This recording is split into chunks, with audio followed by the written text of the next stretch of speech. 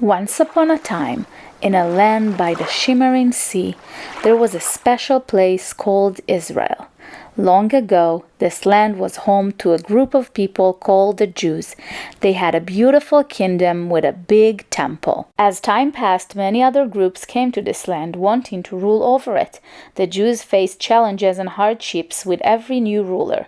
During the Roman rule, the Jews tried to rebel and reclaim their kingdom. Unfortunately, the rebellion failed, and the temple was destroyed. The Romans exiled many Jews, sending them to live in different countries. Even though they were treated badly in these countries, the Jews never lost hope. They continued to dream of returning to their homeland. Their prayers and traditions kept their connection to the land alive.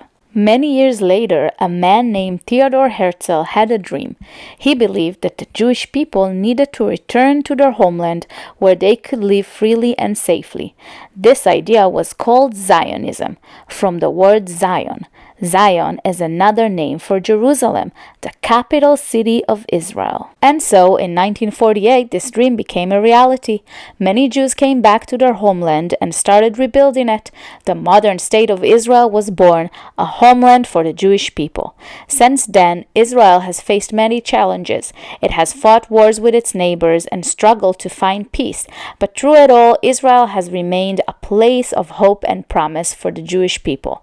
A vibrant land filled with ancient stories and traditions, a place where all people can come together to celebrate life, culture, and history.